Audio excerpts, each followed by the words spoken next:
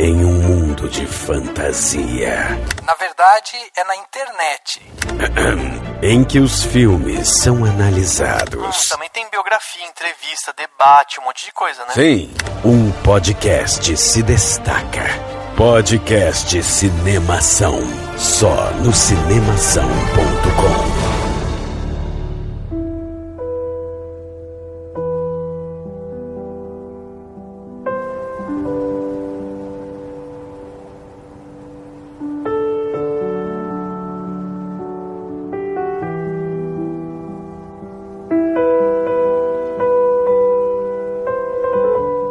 Seja bem-vindo ao podcast Cinemação 408. Eu sou Rafael Arinelli e eu fiquei na dúvida sobre qual balde eu levaria para minha van. O de 7,5 litros, o de 20 ou o de 26,5. Fiquei na dúvida. Olá, gente. Eu sou a Laísa Zanetti. Estou aqui convidada do podcast. E olha, eu seria essa pessoa que perderia um isqueiro a cada esquina da minha viagem e no final encontraria todos debaixo do colchão. Eu sou do Sácer e, como diria, né, os grandes cancioneiros Chitãozinho e Chororó, andei até encontrar esse amor tão bonito que me fez parar. Nesse pedaço de chão, no coração do sertão, encontrei meu lugar. Legal. Muito bom. Poetas. Seria trilha sonora se fosse filme brasileiro. Né? É. Eu sou Daniel Cury e deve ter liberal achando que a Amazon é da hora só porque ajudou a Francis com uns trocadinhos lá. Já começou com um dos assuntos desse podcast que vai ser política, né, Dan? Vai ser, vamos falar das pessoas que estão à margem do capitalismo. É. Isso aí. Muito bem, meus amigos, estamos aqui nesse podcast Cinemação 408 para bater um papo aí sobre Nomadland, esse filme que está concorrendo, né, melhor filme do Oscar. Seguimos aqui, né, na nossa tradição de falar sobre os filmes que estão concorrendo, e esse podcast especificamente é um podcast para a gente falar só desse filme, um filme que tem muitas coisas aí para a gente discutir.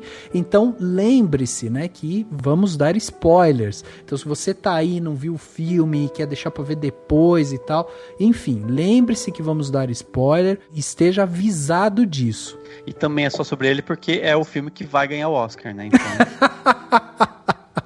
Tá aí, ó, já tá feita a aposta. Exatamente, não mentiu em nada. Pois é, um forte concorrente e a gente, né, tinha que trazer ele aqui para discutir.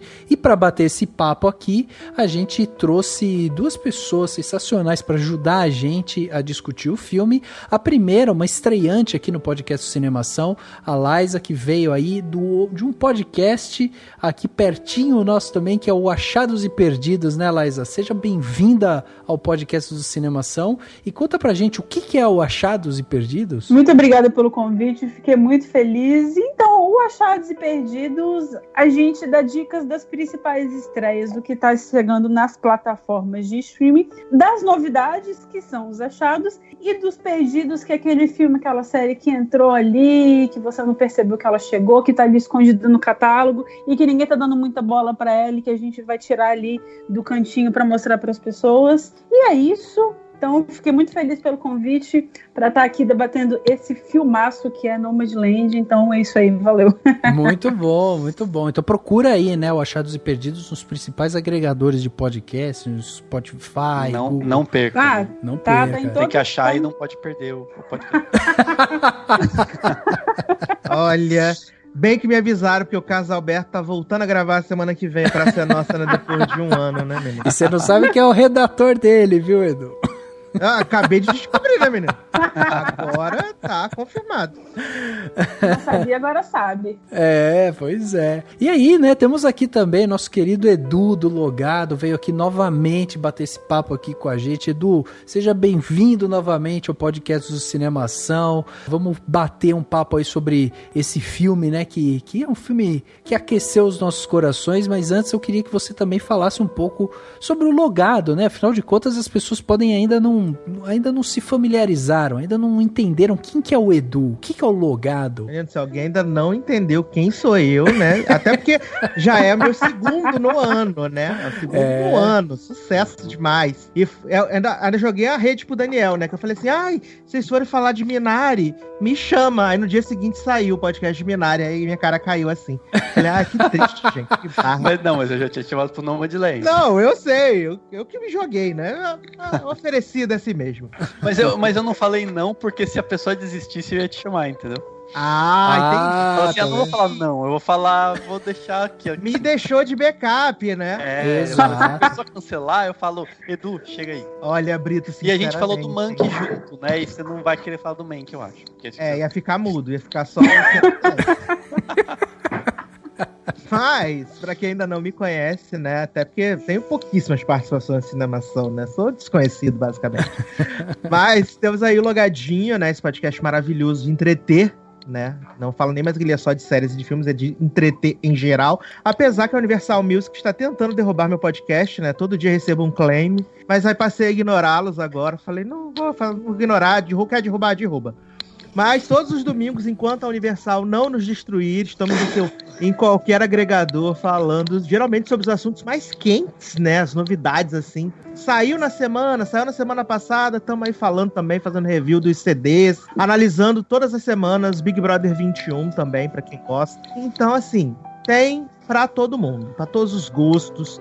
Tem as coisas mais eruditas, coisas mais do povo. É um lugar pra você se encontrar. É isso aí, sensacional. Mas é isso, né? Temos aqui então essa dupla sensacional pra ajudar a gente a bater esse papo e vamos debater, né, o filme Nomadland logo depois do quadro Repercussão.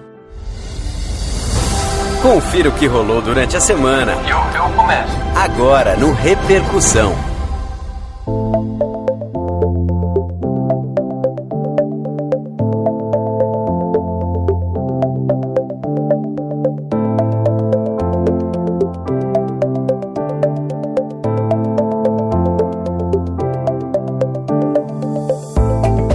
Hora de ler o comentário que vocês mandaram pra gente, né, durante a semana. Tem muita coisa legal aqui, agora a gente tá separando, né, e a gente lê um comentário que a gente mais gostou, a gente vai ler aqui pra vocês. Então mandem sempre seus comentários. E pra mandar o comentário, se você assistiu Nomadland, se você de repente não assistiu, a gente tá esperando aqui, hein, suas apostas pro Oscar também. Então manda pra contato@cinemação.com, o e-mail oficial do podcast do Cinemação, do site do Cinemação. Inclusive tem isso também.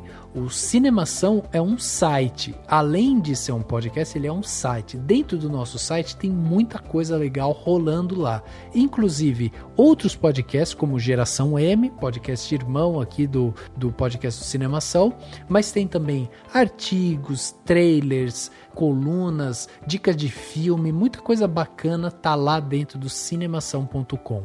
Lembrando que esse podcast aqui ele está nos principais agregadores de podcast. Nós estamos no Spotify, no Deezer, no Google Podcast e no YouTube. Inclusive, recentemente, né, Dani? Batemos 10 mil inscritos no YouTube. Olha que maravilha! E a gente nem é youtuber, Dani. Não, é só áudio e o povo ouve e se inscreve. Que bom.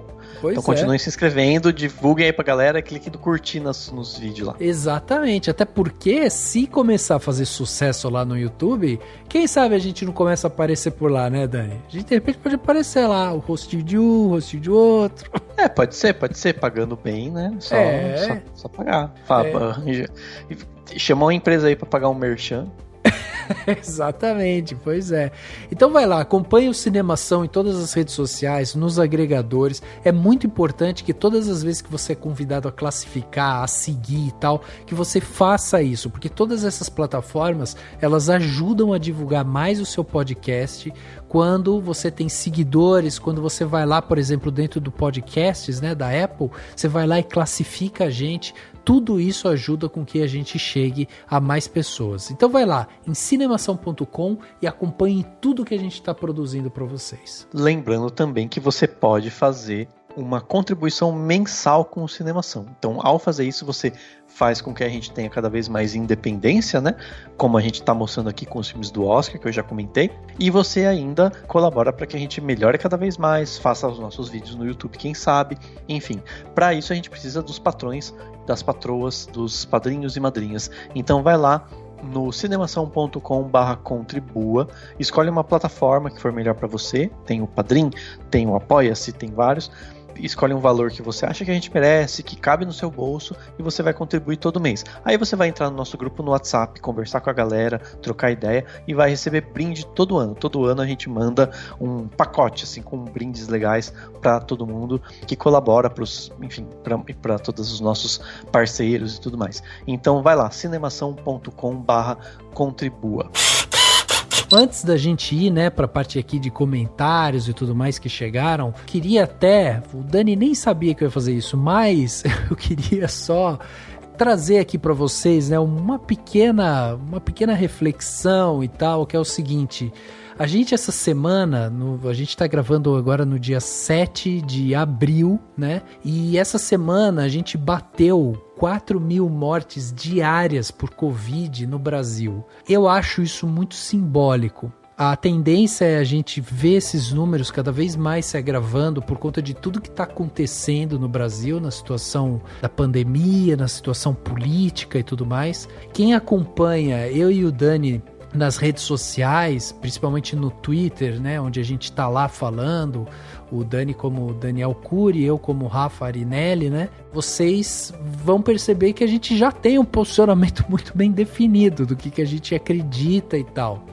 E aí, quando essa semana a gente bateu 4.000 mortes, eu achei que era importante a gente vir aqui, mesmo que seja nesse espaço, dentro do Repercussão, de uma maneira rápida e tal, mas eu achei importante a gente vir aqui, a gente se solidarizar com todas as famílias, com todo mundo que está perdendo alguém nesses tempos tão difíceis que a gente está passando, porque a gente sabe, além de tudo, que os números são subnotificados, que tem muito mais gente morrendo por complicações da Covid, não é só por conta da Covid. A Covid, às vezes, ela acaba complicando situações que já estão complicadas. Eu já perdi pessoas próximas de mim, a gente fica vendo essa situação se agravar, é uma situação de impotência, é uma situação que para o governo é muito confortável, porque todo mundo fica em casa, a gente não pode ocupar as ruas, a gente não pode se manifestar, então a gente acaba tendo que falar muito mais pela internet, né, e tal. Então eu queria deixar aqui a minha solidariedade com todas as pessoas que estão sofrendo nesse momento, dizer que a gente não tá esquecendo disso, né? No podcast aqui a gente vem para falar de cinema e tudo mais, mas a gente está muito atento a isso. Então fica esse convite também para vocês acompanharem a gente no Twitter e tal, trocar essa ideia. Eu acho que mais do que nunca, um momento que a gente precisa trocar muita ideia, conversar muito mesmo, e fica essa solidariedade. Eu acho que o Cinemação como um todo tá aqui para dizer para você aí que tá sofrendo que você não tá sozinho, que a gente tá observando tudo isso que tá acontecendo, e do que vocês precisarem a gente vai estar aqui. O Cinemação, acima de tudo, acima do cinema, acima do entretenimento, é composto por um monte de gente sensível, é composto por um monte de gente que é engajada politicamente de tantas formas, e por isso eu acho que esse recado era preciso ser dado, assim, é uma marca muito relevante, sabe? 4.000 mortes é muita coisa, cara, e provavelmente a gente vai ver isso piorar.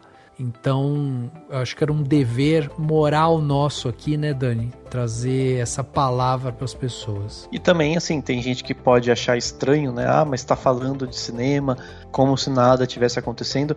Em alguns momentos, o continuar falando sobre arte, continuar falando sobre cinema, discutindo temas importantes como o desse filme que a gente vai falar agora, não deixa de ser uma forma de resistência, né? E até de colaborar até com a própria saúde mental de muita gente que pode se dedicar aos filmes como um escape importante também. A arte, ela funciona muito para isso, e a gente acredita muito nessa função, né, da arte e do debate sobre ela aqui no podcast. Então é isso, a gente também continuando a falar de arte sempre é uma forma de resistir e de se manter mais lúcido, né, mais atento e tudo mais. E chegando aqui na parte onde as pessoas saíram dos seus armários e mandaram seus comentários aqui pra gente, temos aqui um comentário de uma pessoa muito querida pra gente, o Alexandre Rodrigues Assunção, que escreveu no nosso podcast 406, quando a gente falou sobre Liga da Justiça de Zack Snyder, e ele mais uma vez trouxe um comentário assim, primoroso, né, Dani? Diz pra gente o que ele mandou aí. Ele mandou um texto super completo sobre o filme todo, né, a versão do Snyder Cut, e eu vou ler com alguns cortes só pra não ficar tão demorado, né, pra gente ser um pouquinho mais ágil. Ele escreveu o seguinte: Cinemação, a Liga dos Podcasters. As versões das obras audiovisuais que chegam até nós passam por vários tratamentos de edição até virar o produto que será consumido. Em alguns casos, a obra é editada apenas pelo olhar do diretor, chegando com uma visão autoral. Em outros, é submetida à apreciação dos produtores, que recomendam, opinam e aprovam o que realmente será a visão final a ser exibida ao público. Como cinema autoral, posso dizer que gostei do filme. Ele tenta tratar de assuntos como luto, relações familiares e superação.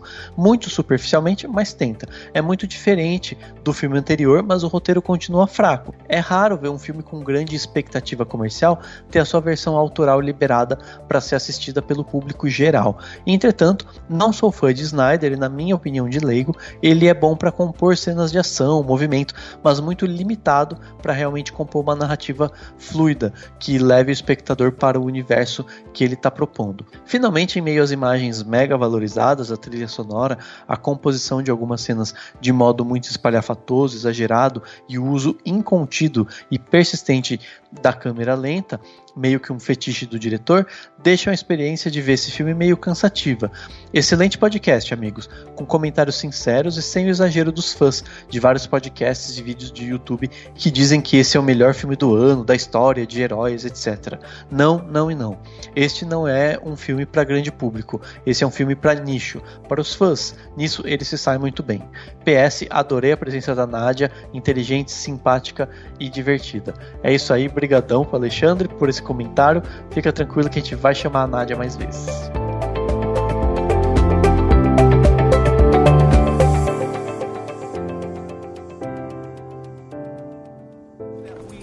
We not only accept the tyranny of the dollar, the tyranny of the marketplace, we embrace it. We gladly throw the yoke of the tyranny of the dollar on and live by it our whole lives. I think of an analogy as a workhorse. The workhorse that is willing to work itself to death and then be put out to pasture. And that's what happens to so many of us. If society was throwing us away and sending us the workhorse out to the pasture, we workhorses had to gather together and take care of each other. And that's what this is all about.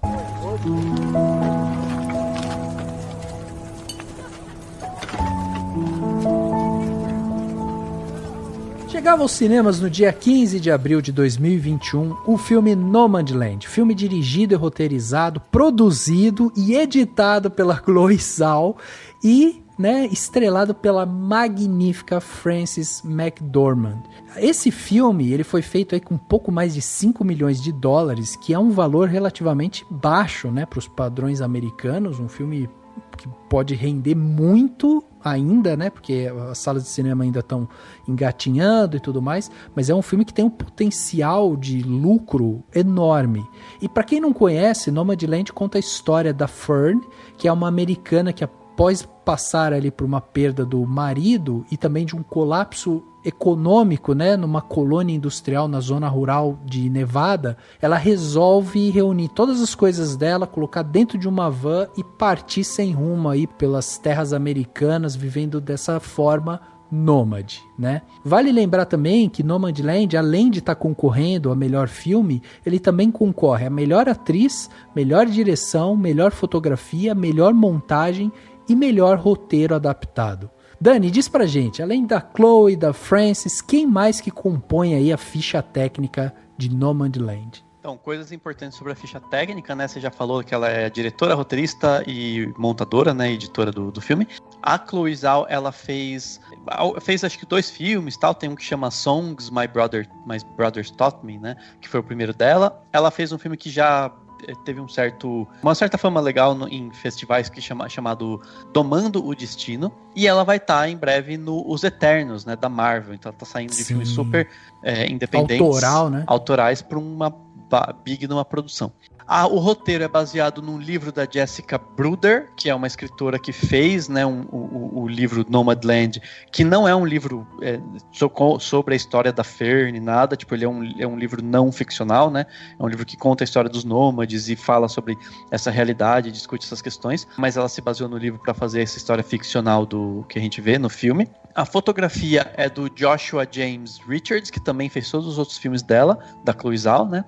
Na verdade é Chloe Zhao, né? Acho que é a pronúncia certa, né? É chinesa, mas tudo bem. E a trilha sonora desse filme é do Ludovico Einaudi, que é um grande compositor italiano, só que ela não é original. Tipo, ela não seria elegível ao Oscar, porque não é que ele foi lá e fez músicas pro filme. Ela pegou músicas dele para compor a trilha sonora, né, na montagem. E o Ludovico Einaudi fez a trilha sonora do filme Meu Pai, né, que também tá nessa corrida do Oscar, tá indicado para várias coisas também e tudo mais. E no elenco, além da Frances McDormand, tem também o David Strathairn, que é um ator que fez lá o Legado Born, fez o último Godzilla, fez Boa Noite, Boa Sorte, vários filmes assim. Ele faz muito papel secundário nos filmes. E todas as outras pessoas, praticamente, do Nomadland, são não atores, né? São pessoas que são nômades, que vivem essa realidade, e a Chloe Zhao foi fazendo isso. Os filmes anteriores dela, né? Principalmente aquele Domando o Destino, tinha já não atores na história, né? Tipo, no filme todo com pessoas que não são atores e que ela consegue fazer eles ficarem naturais na tela, né? E quase todos eles fazem o papel de si mesmos, mas sempre com histórias mesmo, assim, com arco e tal, que é criado, né? A gente pode depois ver isso. Não é que eles estão, sei lá, não é que é um documentário, não, eles estão, tipo, fingindo ser uma outra pessoa que são eles mesmos, mas que vive uma coisa que não necessariamente eles estão vivendo, né? Ela só pega aquilo para dar essa realidade pro filme e tudo mais, né? Que faz todo sentido, né? Porque a vida nômade tem esse lance, né, do trabalho sazonal e tal. É incrível, né, também você colocar um filme para essas pessoas participarem, interpretarem ali personagens e vão ganhar uma grana e continuar suas vidas da forma nômade deles, que é um estilo de vida. E isso que você falou é uma coisa interessante, que o filme, né, ser adaptado de um livro lá da Jessica Bruder e tal, e ela é uma jornalista, e o livro fala, né, sobre esse fenômeno dos americanos mais velhos, que após eles passarem pela grande recessão e tal, eles acabaram adotando esse estilo de vida transitório, né, que é esse estilo nômade de estar viajando pelos Estados Unidos e tal, e ficar buscando sempre esses trabalhos sazonais e tal. E aí aqui a gente tem uma questão que eu acho que é muito importante, que assim, seja vista por quem está assistindo o filme, que é isso, que é uma visão muito própria da Chloe, porque a Chloe, ela produz, edita, roteiriza, dirige o filme, então ela tá com a mão muito própria ali dentro desse filme. E ali a gente vê realmente, assim, que é um filme que tem um ritmo muito interessante, que tem uma fotografia muito interessante. Essa coisa de ser um filme muito autoral, no sentido de, sabe, tá na mão da Chloe e ela saber exatamente o que ela quer, como ela quer, o dinheiro que ela vai colocar no filme ali e tal, deu uma liberdade para ela que eu acho que tem muito a ver com a história, né? Então, já foi uma das coisas que me chamou muito a atenção logo que eu comecei a assistir o filme, e você vai vendo o nome da Chloe se repetindo, né, depois nos créditos e tudo mais, é uma dessas coisas que chamam a atenção. Vocês gostaram disso? Gostaram do ritmo do filme? Vocês sentiram essa coisa mais autoral mesmo? Vocês acham que o filme traz isso? Cara, eu gostei muito disso, porque assim, o filme tem até alguns traços das obras anteriores dela, que ela lidava com a população indígena. Agora ela traz novamente uma história que fala muito sobre, entre muitas aspas, não se prender a certas amarras, né? Não se prender ao que se espera de uma população, de uma sociedade, enfim, de um indivíduo que vive em coletivo. Assim, então, nesse sentido, eu acho que justamente esse fato dela ter a dominância dela ter a última palavra, tanto na direção, no roteiro, na montagem, que são os fatores essenciais para formar a obra, configura esse filme como algo extremamente único, assim. E eu acho que ele faz uma certa transição até do filme independente, daquela obra que, sei lá, de repente, em uma outra ocasião, em outro contexto, não chegaria tão longe assim, porque a gente teria milhões de outros filmes, milhões é exagero, óbvio, mas a gente teria, sei lá, dezenas de outros filmes que são muito mais padrão de Hollywood, assim, que chegariam nessa corrida do Oscar. E aí, como a gente tem uma temporada de premiações que é mais enxuta, digamos, esse filme ele já vem, né, de um histórico muito bom desde o Festival de Berlim, se eu não me engano, ou de Sundance, na verdade, desde o Festival de Sundance 2020, e ele manteve essa predominância, assim, ele manteve esse favoritismo, e eu acho que isso é justamente pela visão única que ela traz ali, que é dela mesma, e que ninguém poderia repetir. Então é um super trabalho de fato. É legal pensar também uma coisa que, enfim, que eu tava refletindo aqui. A Frances McDormand também é produtora, né, do filme. O filme acho que tava meio que no ar, mas é legal que ele começou a ser produzido logo para março de 2018, que foi logo depois que a Frances ganhou o Oscar de melhor atriz, né, pelo 3 Anúncios, né, e ela deu aquela puxada de orelha em todo mundo, falando sobre, tipo, para as mulheres, né, ficarem de pé, que tem muita mulher querendo fazer filmes e tal, e que os caras tinham que, né, todo mundo tinha que marcar, enfim, reunião com elas e tal, e no mês seguinte, no mesmo mês, ela já estava no Independent Spirit Awards, que foi o festival onde ela meio que sentou com a Chloe Zhao e com os outros produtores, claro, para falar sobre o filme. Então ele também vem nessa toada, né? Só que é legal também pensar que por mais que tenha isso, né, tipo, é uma temporada mais enxuta, tá tendo mais espaço para filmes independentes, porque não tem algumas grandes produções que foram adiadas por conta da pandemia, etc. Só que também eu acho que ele, querendo ou não, conversa com essa realidade americana que tá ainda mais chamando mais atenção, né? Tipo, é um negócio muito específico, eu acho, né? Poucos países vão ter essa condição de ter o Social Security, né, que é baixíssimo, o pessoal ganha muito pouco de aposentadoria, quem não contribui com a aposentadoria privada. Brasil, né? Mas é aquilo, né? O Brasil pelo menos tem alguma coisa. O Brasil tem um salário mínimo. Os Estados Unidos acho que não sei como é que é detalhes, mas enfim, tem menos presença do Estado ainda, né? Mais liberalzão. Mas assim, você tem isso, você tem carro barato, você tem aluguel caro, então você condiciona muito o pessoal, e um país grande, um pouco mais razoavelmente seguro também, né? Tipo, o Brasil não dá pra você parar seu carro perto do sei lá, de um lugar de mata que vão levar até o que você não tem. Mas enfim, tipo, tem essa condição. E aí já tinha muita gente, estava crescendo cada vez mais, principalmente o pessoal mais velho.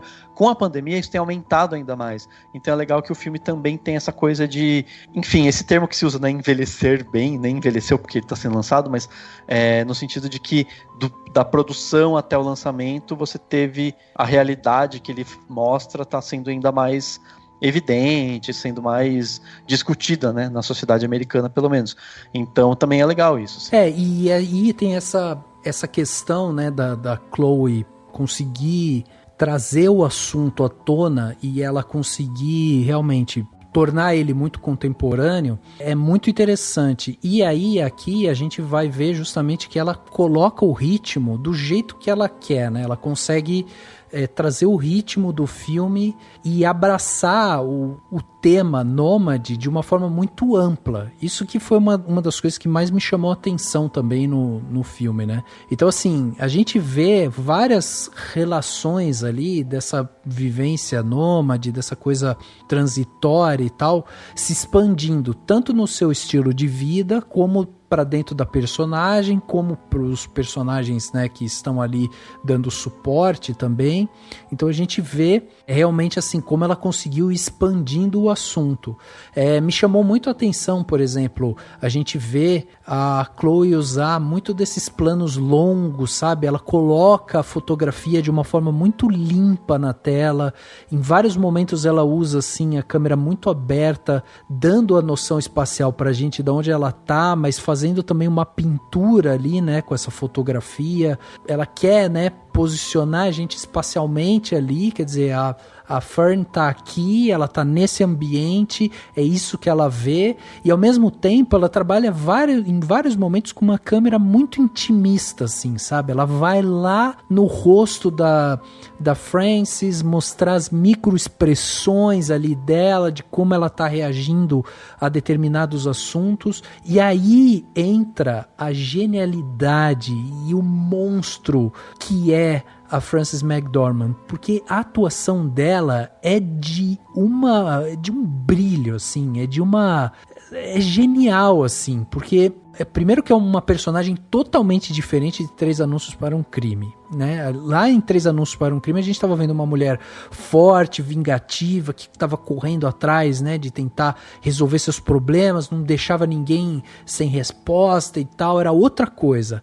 Aqui a gente tem uma mulher que fala pouco, que se expressa ali de uma maneira muito sutil, então ela consegue mostrar assim, ela rindo sem rir, ela chorando sem chorar, ela sentindo a dor do luto sem sentir a dor do luto. É uma atuação muito minimalista, muito silenciosa. E acho que é sutil também porque a própria Frances falou que tinha momentos em que ela não sentia que ela estava atuando.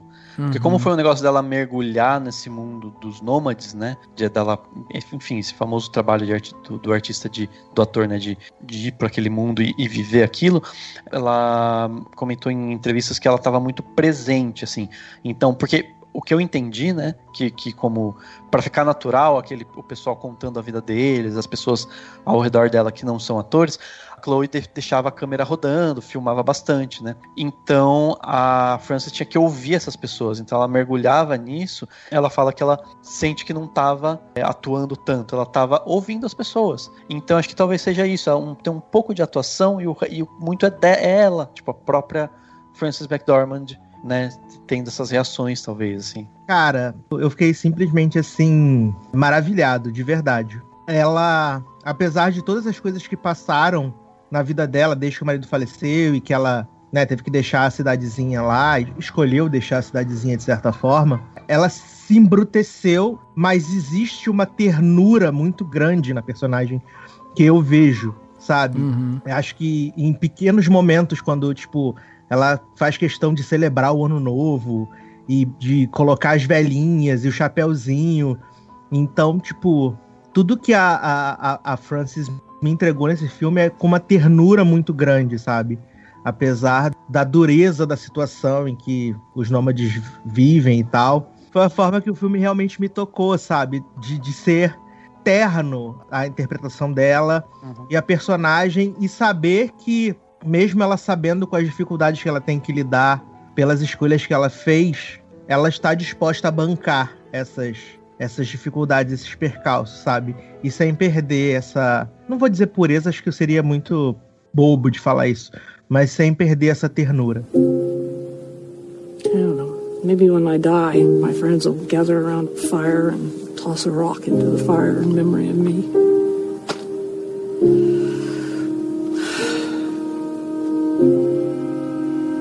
Oh, I just see something new.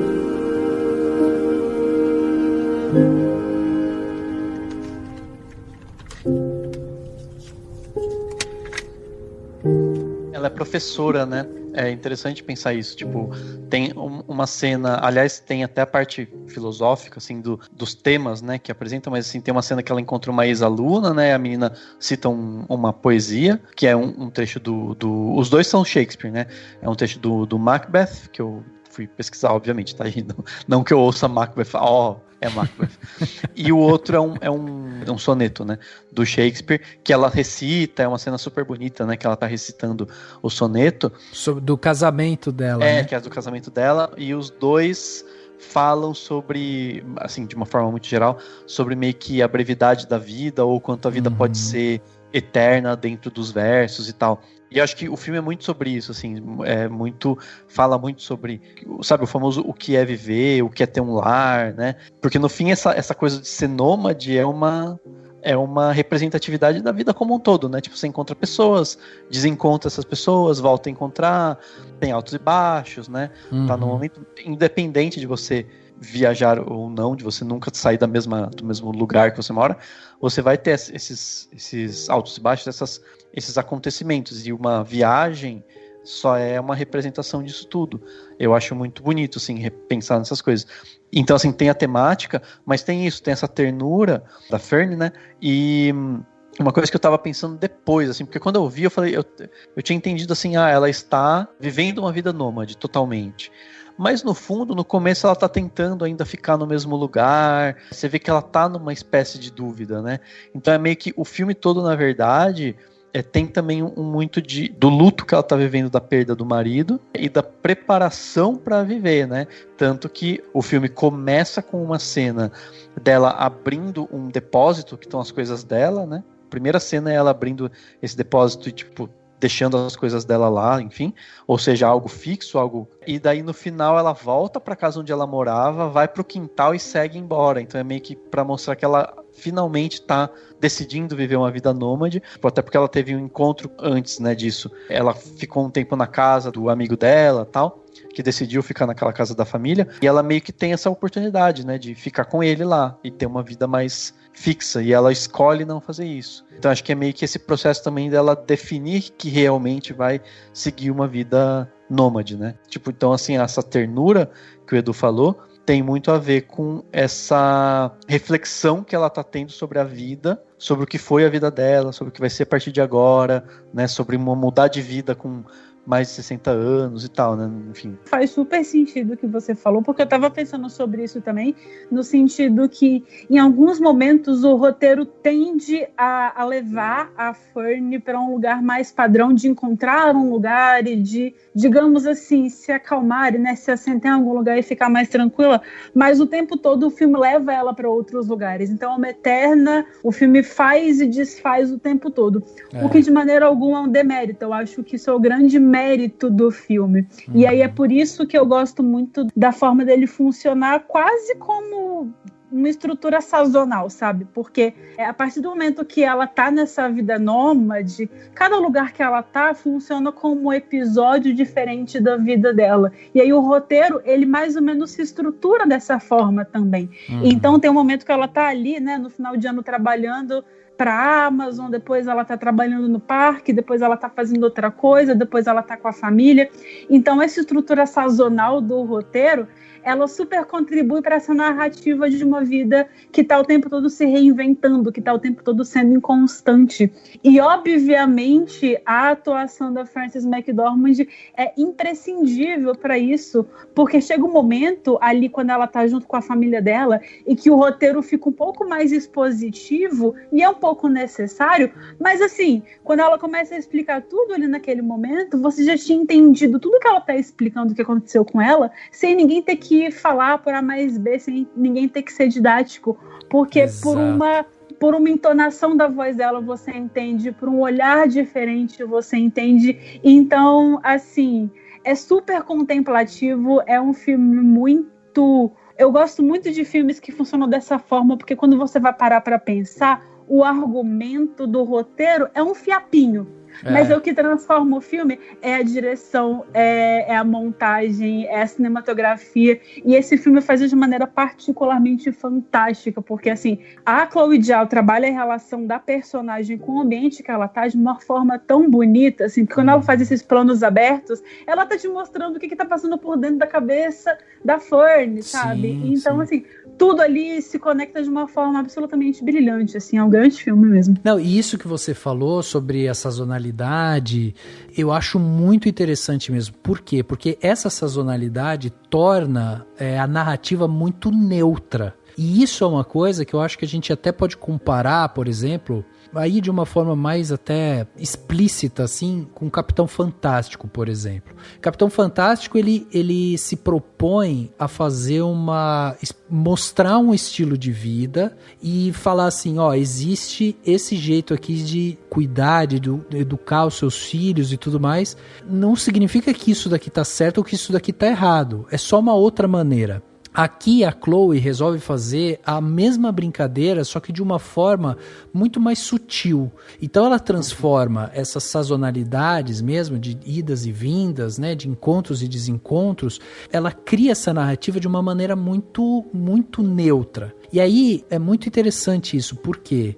Porque daí ela não vai colocar nem o lado positivo, nem o lado negativo. Ela equilibra as duas coisas, sabe? Então, um exemplo. Quando a gente é levado para dentro da van da Fern, por exemplo, a gente tem momentos ali, logo nas primeiras vezes que a gente está sendo apresentado aquele momento, a gente acha o negócio até meio pequeno, ela tá sentadinha assim numa cadeira ali, mas ela, sabe, aí você vê que ela tá meio curvada, aí ela tira a blusa, né, depois pra ela ir dormir e tal, e tudo aquilo ali você vai vendo, você vai falando, nossa, o negócio é meio pequeno, é meio apertado e tal, mas ao mesmo tempo, com o passar, né, do filme, você sente aquela sensação de familiaridade, de conforto, sabe, de que aquilo faz parte da vida dela. Então assim, pô, é um ambiente que de repente é um ambiente desconfortável e tal, que não é tão legal, mas em seguida ela fala assim, não, mas calma aí, isso daqui é o ambiente dela, não significa que é um ambiente ruim, não significa que também é um ambiente bom, entende? Tipo, é uma coisa neutra. Então esse tom que a Chloe coloca, eu acho muito legal. E aí outra coisa que a Liza falou também, sobre a questão do roteiro e tal, e que vai se explicando, eu achei isso também sensacional. Como o filme ele é muito explicativo, ele explica cada coisa que está acontecendo com os personagens, com as situações, com o posicionamento da personagem e tudo mais, mas é tudo de forma silenciosa. Você não tem um personagem falando, eu estou aqui para trabalhar 6 meses porque eu vou ganhar um dinheiro e depois eu vou não sei o quê. Não precisa. Corta a cena, ela tá em um outro camping lá e tal, com outras pessoas que estão vivendo nas suas vans e tudo mais, tá trabalhando lá. Sabe, você já tá entendendo que ela tá mudando de lugares e tal. Então é esse roteiro, essa dinâmica e tal, eu acho que combina muito com o estilo que o filme quer propor, sabe? E é interessante uma coisa que eu vendo, assim, eu fiquei pensando muito também numa vida mais simples, sabe? Uhum. Acho que é muito interessante, não que necessariamente você precise ver e falar, nossa, vou ser um nômade e viver desse jeito, mas... Minimalista. Mas no sentido de falar, poxa, realmente, a gente não precisa de tanto, né? E eu acho que é muito legal também como que o filme coloca essas coisas, então essa coisa do... O cara cita, né, que eles estão meio que à margem do capitalismo, no sentido de que, já que o capitalismo não permite que eles façam parte, né, dessa estrutura, eles vão ficar ao lado dessa estrutura e não vão fazer parte. Então tem toda uma questão política muito sutil. Claro que tem aquele momento em que a Fern tá na casa da irmã dela e que ela meio que peita o cara, questionando, mas ele só vai nesse ponto, né? E até a Chloe já falou numa entrevista que o objetivo não era tratar de questões políticas de maneira muito ampla, porque ela falou, eu quero que as pessoas se relacionem com o que tem, com os seres humanos, com as pessoas, e o julgamento é delas, né? Ou seja, o espectador que deve julgar o que ele concorda, o que não concorda nessas questões. Mas tem muito disso, né? Porque querendo ou não, aqueles caras lá que estão falando de vender casa, comprar casa, tal, são pessoas que contribuem para esse aumento de preço de aluguel. E no fim das contas, esses nômades, por mais que muitos gostem da vida que eles levam, eles são consequência de uma sociedade que não tem lugar para eles, que não dá emprego para eles, que não permite que eles morem num lugar mais barato porque tudo é muito caro e tal. Então vai jogando eles para essa margem, né, do capitalismo, vamos dizer assim, acho que é um termo que eles usam, se eu não me engano. E o filme, ele só coloca essas coisas, né, pontua e tal, e dentro de um contexto mais amplo. Porque eu, pelo menos, quando eu vi esse filme, eu fiquei muito emocionado, assim, achei muito lindo, porque eu fiquei pensando em coisas da vida, sabe? Eu adoro viajar, por exemplo, né? Então eu fiquei pensando em viagem, fiquei pensando em questões, né, do significado das viagens, se eu faria uma viagem, eu acho que eu não seria um nômade no sentido de viver sempre assim, mas se eu faria uma viagem longa de 2 anos, 3 anos, num motorhome, sabe? Essas coisas, que é difícil, que é duro, tem suas durezas, mas ao mesmo tempo, nesse processo, ela conhece pessoas muito interessantes, né? Pessoas que cada uma tem as suas dificuldades, cada uma tem a sua história, né? Até é curioso, eu tava lendo até uma matéria que fala que aquela mulher que no filme tem câncer, né? E aí mostra que ela, no final, né, ela morre, e aí todo mundo homenageia, ela mostra que ela teve uma vida bonita, no fim das contas. A mulher que fez, né, ela tá viva, ela não tem câncer e tal, enfim, eles criaram essa situação para ter o plot dessa personagem, para poder uma dramaticidade, para a própria Fern aprender alguma coisa, refletir sobre isso. Então eu acho que tem uma coisa muito interessante aí de ter algumas pontuações da questão política, né? A própria Amazon, né? Tipo, eles trabalham lá na Amazon pra caramba pra ganhar um troquinho, e é um trabalho, tipo, sem nenhuma garantia, né? É o equivalente também aos trabalhos de, como fala, de entrega, né? De iFood, Uber, essas coisas, né? Que a pessoa não tem nenhuma garantia e só serve pra ganhar um dinheirinho, e daí ela não consegue juntar e tal. Então, assim, tem esse comentário, mas no fim das contas é muito mais do que isso, é pra gente conhecer essa humanidade, né? Pra você conhecer essa história. E eu acho que o equilíbrio é muito bom, sabe? É um equilíbrio muito bonito, porque em nenhum momento você fala assim, ah não, mas não soube o que né? Porque tem filmes que às vezes querem falar de tudo e não conseguem colocar. E acho que o filme consegue pontuar essas coisas, esse realismo, né? Tipo, a Linda May, eu queria ser amigo dela, assim, ela deve ser muito legal. Eu também. Ela deve ser a pessoa mais incrível do mundo, ela é fofinha, bonitinha, também. E ela é super gente boa, ela ajuda todo mundo, assim. E otimista, ela né? rouba muito a cena, né? Sim. Agora, eu só ia complementar sobre essa questão política. Eu acho que é inevitável que qualquer filme, qualquer obra de arte, qualquer respiro que a gente dá, obviamente, tem política no meio, assim. E aí eu entendo super a posição da Chloe Zhao de falar que o foco não é esse, mas aquilo ali sempre está permeando os debates, está sempre permeando o que ela está dizendo no filme, até porque o filme se passa em 2011.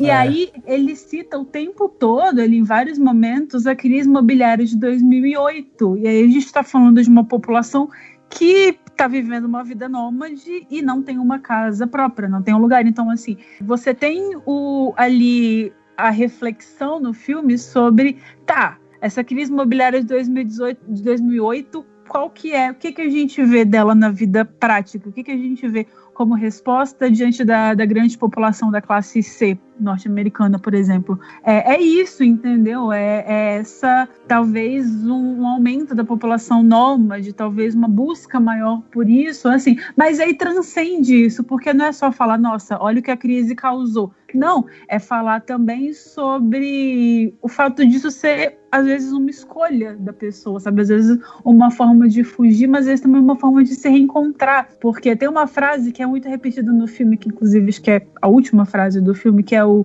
"See you down the road", né? Porque e aí isso sintetiza muito a coisa de não ser um filme, de ser um filme, é meio clichê falar isso, mas é muito sobre as jornadas, né? Muito Sim. sobre os caminhos que você faz, e às vezes você curvar para a direita vai te levar a um lugar, às vezes curvar para a esquerda vai te levar a outro lugar completamente diferente, e você nunca vai saber o que teria acontecido se você tivesse escolhido outro caminho, mas mostrar de fato que todas essas jornadas são válidas e que todas elas têm alguma coisa a acrescentar, né? Então, assim, eu não viveria uma vida nômade, porque eu fiquei pensando, cara, como é que eu ia ver minhas séries, como é que ia ter internet, entendeu? Eu fiquei pensando nisso, mas me encanta muito a ideia de acordar um dia e falar, eu vou para tal lugar, vou pegar minha van e ir para tal lugar e ver o que acontece, assim, eu acho que seria uma coisa interessante se eu soubesse dirigir, então fica aí, né? Thank you very much. Yeah, sure. It's just black, so. Oh, that's good. Hello, coffee?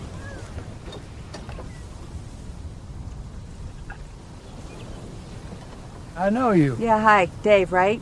Yes. Fern? Yes. I have your can opener. Yeah, you do. Are you working here now, or? Yeah, first year. So, coffee? Yeah, sure. Yep. Black, so if you want anything, you gotta put it in. So, see ya. Yeah, have a good day. I'm your camp host.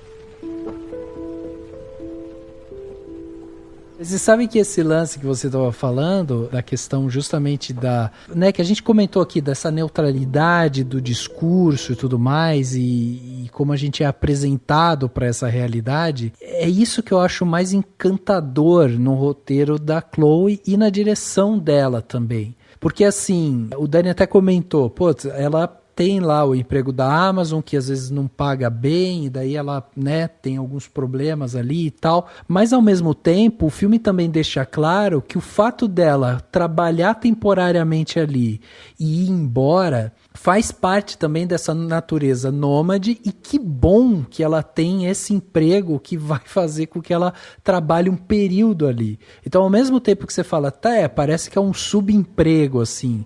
Realmente parece que é um subemprego, mas ao mesmo tempo se encaixa no estilo de vida dela, porque ela sabe que, pô, eu posso sair, vou para outro lugar, fico nesse lugar que tá frio agora, mas aí tá ficando muito frio, eu pego o carro e vou para um lugar quente, aí depois eu volto lá na Amazon, trabalho mais um pouco. Então existe ali toda uma dinâmica própria dessa vida transitória que se encaixa, e aí ao mesmo tempo que você tem o discurso que pode ser politizado, aí eu acho que entra muito o que a própria Chloe fala, né? Que é justamente essa coisa de que eu vou deixar para que o público resolva isso. Não sou eu que vou trazer os argumentos. Eu vou expor a situação e aí a discussão vocês vão desdobrando aí. E essa neutralidade no discurso foi uma das coisas que mais me encantou, assim, porque ela vai beliscar ali o lance do sonho americano, né, do capitalismo, ela vai beliscar várias coisas, mas é isso, é um belisco, ela dá um belisco e solta, e você fica ali, pô, como assim? O que é esse belisco? Como que isso funciona? É bom? É ruim? Então ela cria esses questionamentos, né? Tô aqui pensando, né, o Dani falou essa questão de não se ver como um nômade e tal, e eu realmente também penso muito nisso. É até engraçado, né? Porque tem um canal no YouTube que eu sigo, não sei se vocês conhecem, é o Via Infinda. Não. Agora ele tem mais de 1 milhão de inscritos nesse canal, mas o canal dele começou super pequeno, com ele mostrando que, tipo, ele saiu do Brasil, botou uma mochila nas costas e foi por aí. E aí, tipo, nos vídeos dele ele mostrava, tipo, como se alimentar, sei lá, na Inglaterra com 2 libras. Ou como viver em Portugal por um mês com 50 euros. E aí, tipo, ele foi fazendo isso e foi ganhando, tipo, indo pros lugares de carona. Aí depois ele passou um tempo viajando pelo México com uma van, sabe? E aí eu vejo, tipo, ele falando assim, porque eu não preciso de muito pra viver e tal. E aí agora até nos vídeos mais recentes dele, ele começou a namorar uma menina da Inglaterra. E aí ela já estava aqui no Brasil há mais tempo do que deveria, ela teve que ir pra Inglaterra. Aí ele fez uma viagem meio doida, né? Ele saiu daqui do Brasil, foi pro México, do México ele fez os testes de Covid e tal, e aí foi pra Inglaterra. E aí ele foi pra Inglaterra com uma bermuda, um chinelo e uma camiseta, sabe? E eu penso que, tipo, na minha cabeça programada totalmente pro capitalismo, pra estar aqui dentro de casa, mexendo no computadorzinho, com o celular na mão, é muito inviável, sabe? Mas eu acho que o filme, ele traz essa coisa pra você, assim, de, tipo, viver na simplicidade é possível, viver com pouco é possível. A gente vê, tipo, várias daquelas cenas onde eles estão fazendo as trocas, né? Que junta a galera dos trailers, e aí cada um tá, tipo, dando uma coisa que não usa mais, o que não tem utilidade pra ele mais, e eles vão fazendo essa troca, né? E, cara, é assim, eu acho que a gente cria tantas expectativas e tantas necessidades de ter as coisas, de possuir as coisas, que talvez a gente até complique a nossa vida um pouco por causa disso. E eu acho que a forma bonita, sem ser piegas com que ela traz esses temas, é muito interessante, sabe? Eu fiquei muito mexido de verdade, sabe? De pensar nessas coisas e ver que, tipo, às vezes o mínimo que a gente precisa, em algumas situações, é às vezes até mais do que a gente necessita, sabe? Então, mas Sim. você vê, eu acho que isso que é uma coisa interessante, porque o filme ele pode provocar essas reflexões, mas ele nunca te dá a resposta certa, porque esse é o estilo de vida que tá funcionando pra Fern, entendeu? Não significa que por conta disso você vê essa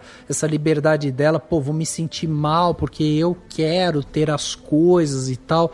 Eu não acho que seja isso, eu acho que o linguajar é justamente isso, tipo, eu vou te apresentar aqui um outro estilo de vida, pra você conhecer. É engraçado que a gente tá falando dessa questão do ter pouco e tal, mas, tipo, a gente vê que... Eu não lembro o que foi, que era alguma coisa que ela tinha na portinha, uma portinha que ela tinha na porta da van, que quando ela ficou sem, ela ficou muito irritada, porque aquilo pra ela, tipo, essencial, né? E ela precisava daquilo. Uhum. Então, é basicamente a gente quando vê alguma coisa que a gente acha muito legal, que tipo, a gente precisa comprar, que é, tipo, essencial pra eu seguir o meu dia, sabe? Da forma dela, mas e é muito engraçado isso. E aí é que tá, é o que eu acho bonito, e claro que todo filme faz isso, todo filme ficcional e tal, né, faz isso, mas nesses filmes mais singelos e bonitos e sensíveis, a gente percebe melhor, né, tipo, ele é justamente essa dialética, né, tipo, de você que tá assistindo, sentir essas coisas. Eu acho isso muito mais bonito, mais impactante e memorável do que, por exemplo, eu confesso que eu não assisti, mas na época que saiu tava todo mundo comentando, faz um tempo já, aquele documentário Minimalismo, não sei se você já sabe, aquele, acho que da Netflix, que quando saiu todo mundo comentou, o minimalismo, e tava todo mundo jogando fora os livros, jogando fora as coisas, porque o minimalismo. Só que esses filmes, esses documentários, ou uma coisa mais que fica na superfície, eu acho que ele impacta menos a pessoa que está realmente querendo refletir a respeito desse assunto, entendeu? Então, se o Edu assiste minimalismo, vai falar assim, beleza, foda-se, né? E com certeza uma pessoa que não pensa sobre essas questões, provavelmente eu tenho certeza, vai ter gente que vai ver esse filme e vai falar assim, nossa, que burra, o bonitão tava querendo falar pra ela ficar naquela casa boa, com galinha e pato, né, num lugar bonito, e ela não quis. Então, com certeza, sabe assim, depende de cada um. Isso que eu acho legal, assim, é o quanto cada um de nós, com as nossas experiências, vai pegar de uma forma diferente e se apropriar dessa história de uma maneira diferente, justamente porque, né, tipo, as questões políticas, com certeza tem muita gente que não vai nem pensar nisso, vai achar até bom, por isso que eu falei, né, vão achar até bom, que legal a Amazon, né, dá emprego para as pessoas, e enfim, e aí depende de cada um, mas eu acho que isso, sei lá, eu acho muito lindo, porque eu, por exemplo, que fiz já algumas viagens do tipo meio mochilão e tal, eu fiquei super mexido, assim, no sentido também de pensar nas histórias das pessoas, sabe? Tipo, eu fico lembrando das pessoas que eu conheci em hostel e que nunca mais vou ver, mas, tipo, tem algo lá, tem uma alma, tem uma história, tem uma pessoa que, sabe, assim, teve uma vez que eu conversei com um cara que ele tava fazendo uma viagem eu estava em Buenos Aires, ele estava fazendo uma viagem pela América do Sul, ele era francês, porque ele tinha surtado e pedido demissão, e eu pedi demissão, que meu emprego era um inferno, eu peguei o meu dinheiro e vim. Se você tem euro e tá na América do Sul, fica mais barato, então vamos combinar que também tem seus privilégios e tal. Mas eu achei super interessante, sabe? E pra mim bateu nessas coisas. Eu acho muito lindo isso, sabe? De você ver um filme ficar reflexivo e cada um vai ficar com detalhes e cada um do seu jeito e tal. E eu acho que esse filme é muito isso, como ele tem muita humanidade, é meio piegas, mas assim, né, muita verdade nessas pessoas, nessa realidade, eu acho que ele consegue evocar essas coisas diferentes em cada um de nós, né? Exatamente. E tem uma coisa interessante assim, ó, porque, por exemplo, a Chloe vai usar na edição uma paleta de cor puxada mais pro azul, né? Então o filme todo ele tem tons de azul assim, e às vezes ela puxa um pouco mais pro bege e tal, dourado ali, né? Quando ela passa também por alguns momentos de pôr do sol, essas coisas. Olhando, né, esse tom, geralmente a gente usa um tom mais azulado justamente para dar a sensação de uma coisa mais fria, existe um distanciamento, ele traz uma sensação de tristeza, de melancolia e tal. Isso é uma das partes de que quando a gente precisa trazer esses sentimentos, a gente usa essa cor, né, nos filmes. Agora, esse tom também traz um significado de profundidade, de respeito, de compaixão. O azul também traz isso. E isso é muito o que a Fern tá trazendo pra gente, porque no começo ela tá lidando justamente com o que a gente falou, com o luto. Ela tá passando por esse momento, tá tentando se reencontrar na vida e tal, e a gente percebe que ela tá há pouco tempo, né, vivendo essa coisa nômade e tudo mais. Então ela ainda tá entendendo ali qual que é a dinâmica dessa vida. E todas as vezes que você percebe que existe, né, ela vai falar do marido, vai falar do que aconteceu, é sempre muito dolorido ainda para ela, as coisas ainda são muito recentes. Então, assim, essa tonalidade, ela diz respeito tanto ao que a Fern está sentindo, mas é interessante também porque a Chloe também passa um pouco por isso, justamente pela questão da vida nômade, o estilo de vida nômade, né? E isso também é muito interessante, porque aí entra o que a gente falou. Então, assim, é um filme que vai revelar pra gente um estilo de vida diferente e tudo mais, só que o que a Chloe faz? Ela pega esse estilo de vida e ela expande esse estilo de vida para vários outros ambientes. Então, quando a gente olha aquilo ali e fala assim, bom, o que é esse estilo de vida nômade? A gente tem que reparar isso. É uma constatação também de que, às vezes, a pessoa vai ter que aprender a ficar sozinha, sabe? Não é só estou encontrando e passeando de cidade em cidade, não sei o quê. E não existe só esse romantismo por trás da vida. Não, ela vai ter que ficar sozinha. E se ela ficar sozinha, ela vai ter que se deparar com situações que às vezes para ela é difícil de lidar, como um pneu furado, como um carro que não funciona, como ela estacionar num lugar errado e de repente aparecer alguém na janela para dizer que ela tá parada no lugar errado. E tudo isso assusta, tudo isso traz medo, tudo isso traz insegurança. Então, assim, você tem o lado positivo ali de novo, né? Você tem o lado falando sobre justamente a questão de você pode morar em vários lugares, viver várias experiências, você vai andar pela natureza, vai mergulhar em cachoeiras, vai ver grandes árvores, vai ver coisas lindas pelo caminho, mas você também tem esses percalços aí no caminho. E ela amplia isso também para a forma como a Fern se relaciona com as outras pessoas. Porque esse filme, a gente vê essa personagem solitária em vários momentos, e quando ela tem a possibilidade de se unir para ficar com a irmã, que propõe para ela, vem morar com a gente.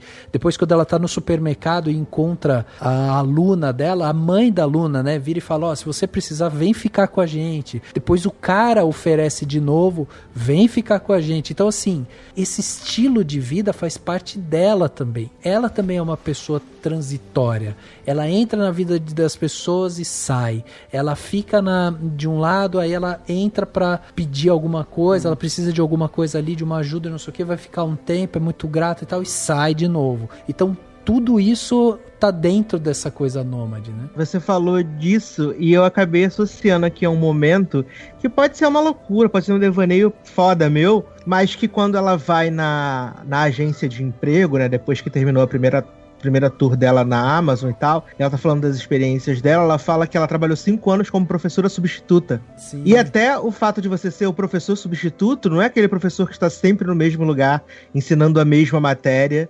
Exato, né? Acaba sendo um nômade do ensino. Perfeito, perfeito. Então, é isso, é uma característica dela, né? E eu acho que isso que é uma coisa, porque a gente aqui comentando, a gente tava falando, quando eu penso nisso, a gente fica, será que eu seria nômade? Será que eu não seria? Será que eu seria uma pessoa mais minimalista? Eu vou viver menos, com menos coisa? Eu vou, sabe, você traz essas reflexões. Mas é isso que eu acho que é a beleza do filme, é justamente ele falar, olha, esse estilo de vida faz muito sentido para essa pessoa que tem dentro dela já características dela ali própria, e eu vou te apresentar isso. Got a girlfriend anywhere? Well, to be truthful, there's one. Mm-hmm. I write letters to her. Oh, smart man. I just can't ever write about anything I reckon she'd care about. You ever try poems? Can't say I have. Do you know any? How about one that I used for my wedding vow when I was not much older than you? Oh, right on. Mind if I hear it? Okay, let's see if I can remember it. Shall I compare thee to a summer's day? Thou art more lovely, more temperate. Rough winds do shake the darling buds of May, and summer's lease hath all too short a date.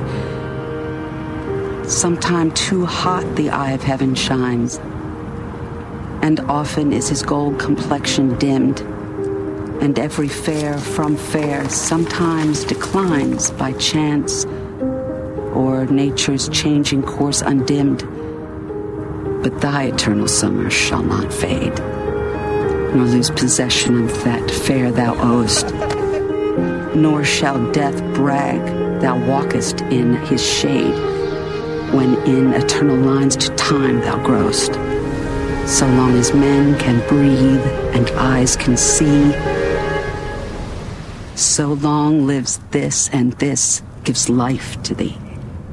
E ela morou a maior parte da vida dela, apesar dessa característica nômade, ela morou a grande parte da vida dela, não dão detalhes, claro, mas tipo, seria assim, muito jovem, ela casou com aquele cara, foi com o marido dela que faleceu, e ela ficou, tipo, sei lá, muito tempo da vida dela morando naquela comunidade industrial, né, uma cidadezinha industrial que de fato existiu e tal. Então, assim, é interessante também pensar, tipo, também é uma mudança, porque antes ela foi o contrário, ela teve um lugar extremamente fixo, né, e que não deixa de ser também uma diferença de tempo, né, tipo, os nossos avós, até que tem essas coisas de gerações, né, que a gente fala, então, sei lá, os nossos avós tinham aquele hábito de trabalhar a vida inteira na mesma empresa, no mesmo lugar, né, as pessoas queriam isso, né, queriam ficar a vida inteira fazendo a mesma coisa, porque era o que dava estabilidade. Aí hoje não ter essa estabilidade, então ela vai desses dois pontos extremos, né, a extrema estabilidade eu vou viver numa cidadezinha que depende única e exclusivamente dessa empresa, e vou viver em função dela e trabalhar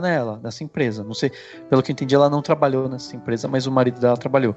E aí, você vai para uma coisa extremamente contrária, né? Que é mas tem, obviamente, os entremeios, tipo as pessoas que estão a cada 2-3 anos mudando de trabalho, mudando de o que fazem, mudando, né, de coisas, e aí entre esses trabalhos temporários e tudo mais. Mas não deixa de ser também esse paralelo, né, entre gerações, estilos de vida, tudo mais, e como você se adapta a essa instabilidade, como ela está se encontrando, né, nesse momento de instabilidade, se encontrando no sentido de descobrindo que ela quer isso, que isso é bom para ela, de alguma maneira, né? E o Rafa tava falando essa questão de que ela gosta de ficar sozinha, tipo, em vários momentos, mas ela também, ela tem essa coisa de estar se encontrando, essa inconstância dentro dela, sim, porque ela também ama estar rodeada por pessoas. Todas as vezes que ela vê que ela tá interagindo, que tem as pessoas ao redor dela, ela também está muito feliz. Quando ela tá trabalhando com a Linda May, quando elas estão fazendo as coisas juntas, ela gosta de estar junto também,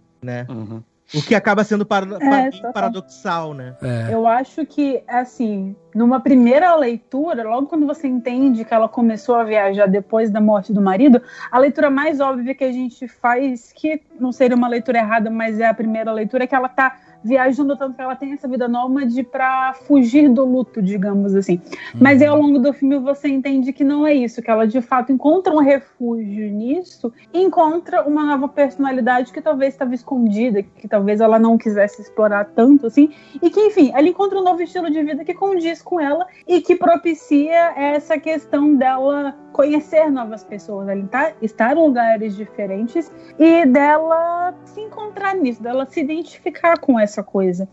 E aí, eu tava pensando aqui quando vocês estavam falando, eu lembrei tanto de uma outra série da Netflix, que é o Movimento Tiny House, que é uma premissa mais ou menos parecida com essa do minimalismo, que são assim, pessoas, sei lá, famílias que moram numa casa gigantesca, decidem abandonar tudo e morar num trailer com, sei lá, 40 metros quadrados. E aí, a série mostra a transição dessas pessoas, né, tendo que abandonar coisas, né, tendo que se desfazer de objetos, não sei o que, etc. E eu fiquei pensando, eu acho que a grande diferença entre esse tipo de projeto, entre esse tipo de abordagem e um filme como Nomadland é que essas outras séries, esses outros projetos, elas passam um ar de superioridade, digamos assim, que a pessoa que está fazendo isso, ela é moralmente superior porque ela consegue se desfazer das amarras do capitalismo e a gente não. E acho que é por isso que causa um certo encantamento. Mas aí o Nomadland ele vai para um lado oposto, porque ele não faz essa comparação de quem é melhor, quem é pior. Ele mostra que existem essas opções de vida e que, de fato, que isso se encaixa para algumas pessoas, para outras não. E que não quer dizer menos ou mais, porque tem gente que vive assim, simplesmente que tipo assim, a gente olha e a gente pensa, nossa, coitado, né? Não tem internet pra ver série no Netflix, como vai fazer quando lançar Stranger Things, que foi o que eu fiquei pensando, assim, como que eu vou ver, como que eu ia ver minhas séries da HBO morando num trailer sem internet, gente. Mas assim, são opções de vida, sabe? A gente encontra outras coisas, a gente encontra outras formas de lidar com a realidade, assim. Então eu fiquei pensando, sei lá, quando eu me enfio no meio do mato com a minha tia, fico uma semana sem internet, no terceiro dia eu não lembro mais o que é, sabe, Twitter. Então, tipo assim, essas relações, elas são mutáveis. Eu acho que o filme tem muita nobreza em mostrar isso de uma forma muito clara, sem fazer julgamento de valor mesmo. E tem as durezas também, tipo assim, por exemplo, o Tiny House lá, com certeza tem, tipo, sei lá, você ficar o tempo inteiro com a sua família, na pandemia, numa casa minúscula, é um porre. Então, assim, tipo, tem o lado ruim, e às vezes eles não mostram nessas coisas, né, tipo, livre-se das suas coisas, mas às vezes pode fazer falta, né, determinado item que você teve que jogar e tal, e a gente tá vendo que é duro trocar o pneu, que é difícil dormir no meio do frio, que é difícil, né, tipo, então assim, você tá vendo todo o lado ruim junto, que vem pra você justamente saber, eu estaria disposto a isso, essa dificuldade é algo com a qual eu me daria bem ou não, entendeu? Tipo, eu tenho minhas dúvidas se eu saberia trocar um pneu de um jeito decente. Então... Cara, e você vê, se você pega um filme desse estilo, que tem esse discurso muito neutro, que traz essas positividades e negatividades e tal, sobre esse determinado estilo de vida, e você desdobrasse isso para outras coisas, para outros estilos de vida, né? Você conseguiria trazer vários questionamentos também ao redor de muita coisa. E eu acho que tem uma técnica que a Chloe usa aqui pra gente, que ela traduz muito isso que a gente tá falando, que é o seguinte: tem uma cena quando a Chloe vai naquele evento onde tem várias pessoas, né? Eles criam ali uma comunidade ali entre eles e tudo mais, que é uma cena muito, muito forte. Inclusive, o pessoal do marketing do filme usa muito cenas dessa transição ali, que é uma câmera que vem acompanhando, né, a Fern caminhando pelo campo, e você vai vendo, ela tá andando. Você vai vendo o pessoal ali sentado nas cadeiras, um outro pessoal fazendo uma outra coisa no fundo e tal. Tem um silêncio, você escuta aquele som ambiente, tá tocando uma música que é uma música também muito minimalista, e aí você vai vendo aquele caminhar. Nesse momento, você, espectador, é a câmera, você tá caminhando ao lado da Fern. E em vários momentos você é essa câmera, né? Então, quando ela tá falando que ela precisa do trabalho, que ela quer o trabalho, a Chloe vai usar uma câmera em cima dela, vai dar um close no rosto dela, mostrando aquelas expressões que a Frances traz, né, pra personagem, e é você olhando pra ela e falando assim, e aí, o que você vai fazer? Então eu tô olhando pra você, preciso de respostas, entendeu? Então mesmo que todo o ato corporal dela diga outra coisa, ela às vezes fala uma coisa totalmente diferente. E essa câmera é você, espectador, você tá toda hora observando, tá acompanhando ali e tal. Aí trazendo pra essa cena final, que o Dani até já bem falou pra gente, que ela acaba deixando, né, a vida pra trás e tal, a Chloe faz uma brincadeira diferente aqui. Aqui a gente a gente tá dentro da casa, a gente vê a Fern entrando dentro da casa, ou seja, a gente já está naquele ambiente, né, no ambiente que é o nosso ambiente comum, que é estar dentro de casa, e a gente vê essa pessoa que está experimentando essa vida nômade e tudo mais, entrar ali, a gente acompanha novamente ela dentro da casa, ali a gente tem esse simbolismo dela revivendo, dela rememorando tudo que ela passou ali, onde ela trabalhou, por onde ela caminhou, a fachada da casa e tudo mais, e aí dentro da casa, né, todas as coisas que ela viveu ali, ela tá passando por aquilo, mas você, espectador, tá ali dentro da casa acompanhando ela. E aí, quando ela sai da casa e ela vai embora, ela vai pelos fundos e ela some da tela, a câmera fica dentro de casa, sabe? Então é como se a Chloe chegasse pra gente e falasse assim, olha, você tá dentro da sua posição, você tá dentro de uma posição aqui que você conhece, que você é familiar. E essa pessoa que saiu, deixou a porta aberta e ela foi embora pelos fundos, quer dizer, ela deixou pra trás realmente esse passado dela e ela tá abraçando essa vida nômade, ela se aceitou e foi embora. É como se a Chloe chegasse pra você e falasse, e agora, e você? Você ficou. Você vai aceitar você ficar dentro de casa? Você vai querer sair também? Vai querer acompanhar ela? Qual que vai ser o seu posicionamento? Ou talvez seja como se você fosse um desses parceiros de viagem, né? E aí agora ela tá indo mesmo, e é como se você estivesse falando pra ela, te vejo na estrada, né? Exato, também, exatamente. Tipo, uma hora a gente se vê, mas vai lá. Também tem, acho que muito disso também. A gente tá acompanhando esse período, né? Esse começo desse período da vida dela e tal. E, enfim, acho que também tem até uma referência a filmes de faroeste, né? Que essa cena da porta, né? E tipo, sim. E a pessoa passando, né? Indo embora e tal, né? Sim, sim. Eu queria, na verdade, agora entrar com vocês num assunto que eu acho que é um assunto que, como a gente tá antes do Oscar, e esse é um dos filmes fortes, o Dani no começo do podcast já falou, é esse o filme que vai ganhar e tal, eu queria saber de vocês se vocês acham que é isso mesmo, esse o filme é o grande favorito, a Frances, ela também entra como uma das grandes favoritas, como que vocês estão vendo o desempenho desse filme dentro da premiação? Olha, eu acho que o Nomadland é o grande favorito para ganhar o prêmio de melhor filme, até porque a gente vai acompanhando as premiações do sindicato, a gente vai vendo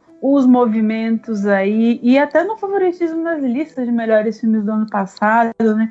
Então ele tem uma boa carreira, ele tem um histórico aí que favorece, ele despontou como favorito no início, e nada do que a gente viu até agora deu a entender que ele não seja o grande favorito do ano para melhor filme. Para melhor atriz, eu não acho que a Frances ganha, porque ela já tem 2 Oscars de melhor atriz. O último, inclusive, é bem recente, né, do 3 Anúncios. E a gente não tem esse histórico da academia premiar 3 vezes a mesma pessoa, assim. Então, eu acho que esse Oscar de melhor atriz não vai para ela.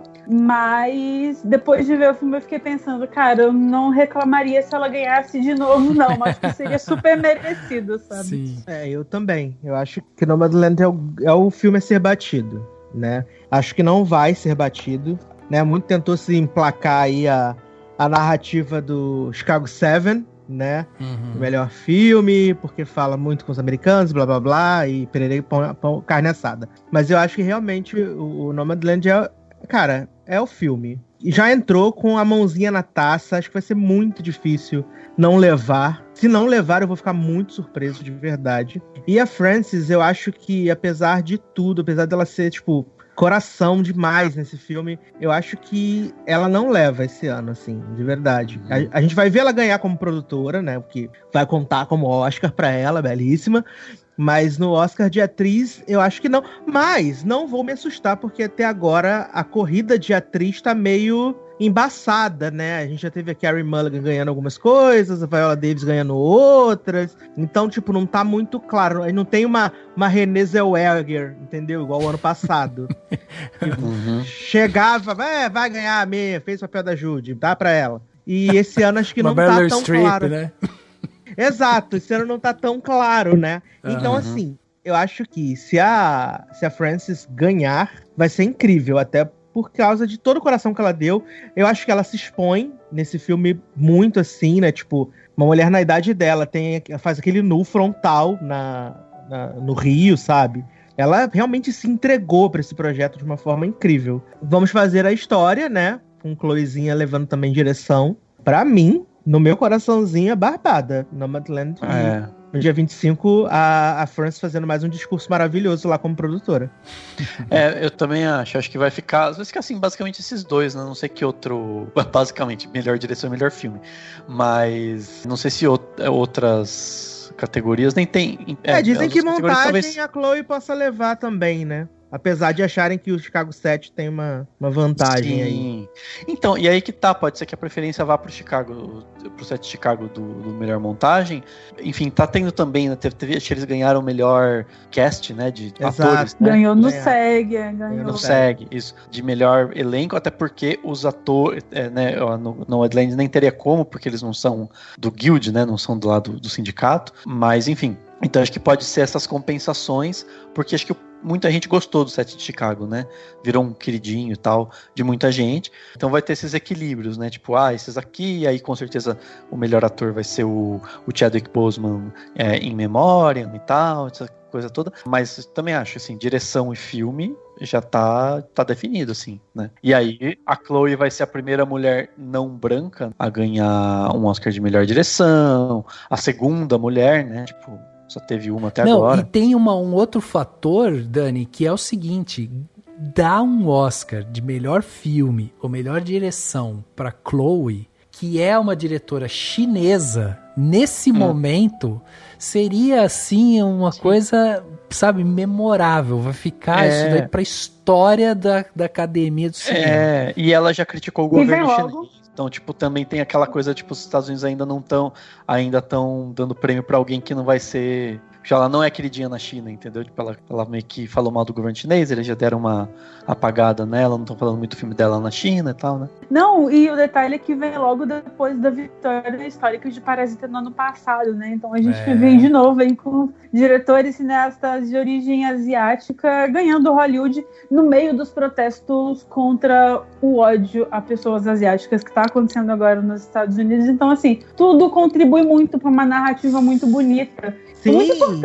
E ainda acho que vale destacar, né? Que Minari também é com várias indicações, inclusive para direção e filme. Acho que é no momento exato para isso. Perfeito. Total, e aí tem, assim, o set de Chicago e o Mank, que são o resquício dessa... Apesar de que o set de Chicago é bacana, acho que tem... Não seria desmerecido, mas falando do Oscar como um todo, né? O Mank é o famoso resquício dessa Hollywood que não volta mais, daqueles diretores, né, brancos e tal, e enfim. E no mínimo curioso, né? Porque o Mank é o resquício vindo justamente da mão de uma Netflix, que é o futuro. Que foi quem topou pagar aquele trem lá. Mas é isso, tipo, é isso, tudo converge para o Nomadland ganhar os 2 principais prêmios da noite, e aí como ele não é favorito para outros, então a gente provavelmente vai ter um Oscar desses equilibradinhos, né, tipo, 2 para um, 2 para outro, 1 para aquele, né, tipo, todo mundo feliz. Que eu acho sempre engraçado que a Netflix vai continuar sem ganhar o grande prêmio da noite, que é o de melhor filme, que eles estão tentando aí, né? Sim. Estão tentando ganhar o Emmy de melhor série de drama, há muito tempo não consegue, tentando ganhar o Oscar de melhor filme também não consegue, mas assim, tá chegando perto o momento, eu gosto de rir enquanto eu posso, porque o momento vai chegar aí mais breve do que a gente pode imaginar, eu acho, então assim, Sim. Mas é engraçado isso mesmo, porque assim, a academia sempre fechou as portas pra Netflix chegar nesse momento, assim, nesse grupinho seleto, entre aspas. E aí agora o filme que é tipo, que celebra a velha Hollywood, justamente o filme da Netflix. Então, exato. É irônico. Irônico. É. Mas eles tiveram também tanta indicação, né? Não precisa ganhar também tanto Oscar assim, né? Tipo, tá tudo bem.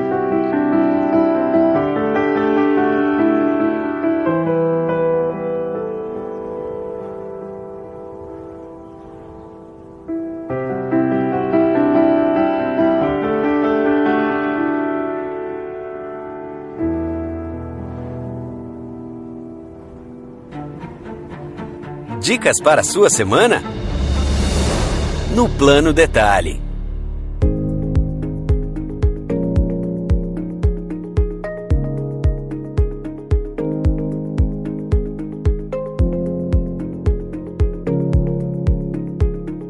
Plano Detalhe da semana, né? Aquele momento gostoso que a gente tem aqui para dar para você aquela dica, aquela indicação, aquele conselho, né, para que você possa aproveitar melhor aí a sua semana, né, com coisas aqui que a gente fez, viu, gostou, tudo mais. Então, vamos começar aqui. Dessa vez eu queria indicar um podcast. É um podcast de uma amiga nossa, a gente já falou dele aqui outras vezes, inclusive quando ela veio aqui participar, que é o podcast Que Crime Foi Esse? podcast lá com a Ana Lívia, né, que já participou aqui com a gente, já esteve inclusive quando a gente fez, né, o CecinePod, o evento que a gente reuniu vários podcasts de cinema e tal, ela esteve lá presente. Então esse podcast, Que Crime Foi Esse, é feito com a Ana Lívia, com a Fernanda, e as duas conversam ali e contam, né, causos de crimes que aconteceram no Brasil e tal, e elas dão todo o panorama, né? Então elas vão contando o cenário político na época, onde que aconteceu, como que aconteceu e tudo mais. O último episódio, o episódio 38, foi sobre a família Angel Jones, que para quem não lembra, tem inclusive um filme, né, da Zuzu Angel, que foi feito com Daniel Nascimento, a Patrícia Pilar e tudo mais. E esse episódio do podcast, elas contam essa história. É uma história que, para quem não sabe, aconteceu na ditadura militar. Mãe, né, a Zuzu Angel, o filho, acabaram sendo mortos pela ditadura. E aí a gente tem esse crime que aconteceu e até hoje é um crime até mal resolvido. Elas fazem um trabalho sensacional, trazendo toda essa ambientação, como que aconteceu e tal. A Ana Lívia tem um jeito de contar que eu acho muito gostoso de você ouvir, né? Você ouve ela contando aquela história e elas conversam também no meio do episódio e fazem referência com a própria vida delas e tudo mais. E aí tem um momento ali que elas... Não vou entrar em detalhes, vou deixar que vocês ouçam, porque tem um momento lá muito emocionante que a Ana Lívia consegue conduzir muito bem. Então acho que esse podcast é assim, um prato cheio, principalmente nesse momento que a gente vive, para as pessoas que não entendem ainda o que foi, né, a ditadura militar no Brasil. Ouvir esse tipo de podcast, entender um pouco mais da história, eu acho que vai ajudar muito a gente a conseguir cada vez mais se situar e entender o que foi esse período. Então fica essa recomendação do podcast Que Crime Foi Esse, o episódio 38, Família Angel Jones. E um segundo plano detalhe aqui que eu tenho para vocês, aí é um prazer meu, né, um prazer meu próprio, da minha própria pessoa, que é uma série da Netflix chamada Fórmula 1 Dirigir para Viver. Ah, maravilhoso.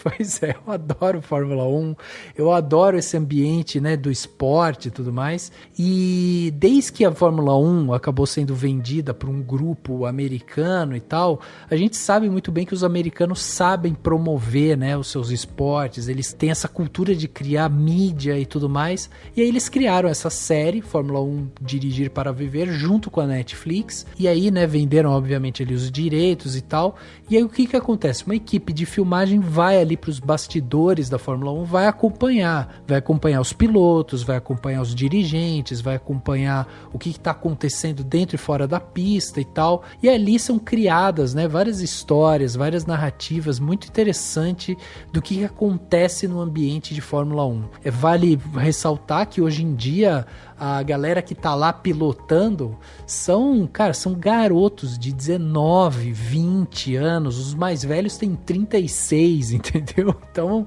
esse é um ambiente muito jovem, ultramilionário e cheio de dinheiro, aquela galera lá, com todas as extravagâncias que merecem, mas é muito legal realmente você ver esse lado mais humano, porque se você só acompanha a corrida, você só vê ali o piloto dirigindo e tudo mais, é legal a competição, mas essa camada extra dos prazeres, dos desprazeres, né, das vitórias e das derrotas ali e tal, traz uma camada de humanidade ali pro esporte que eu acho que estava faltando, e essa série faz muito bem isso. Então, Fórmula 1 Dirigir para Viver tá na Netflix, facinho de vocês acharem, e são esses dois planos de detalhes aqui que eu trouxe para vocês neste podcast de Cinemação 408.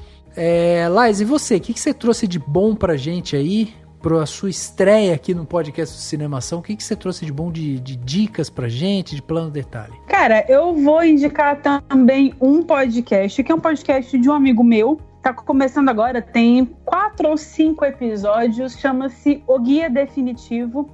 O Igor Palópoli que apresenta, ele é um jornalista, trabalha com entretenimento, falando sobre filmes, séries também. É um colega meu, assim, que eu gosto muito dele, tenho um carinho enorme por ele. E nesse podcast, cada episódio, ele busca resposta para perguntas que às vezes, de repente, você se vê digitando no Google às 4 da manhã. Então, e são episódios assim que eles não seguem um tema específico. Então, cada episódio são perguntas e respostas diferentes com convidados diferentes. Então, ele tem um episódio que ele fala sobre como é estar no Big Brother com um ex-BBB que ganhou uma edição do Big Brother. Eu não vou falar quem é, Marcelo Dourado.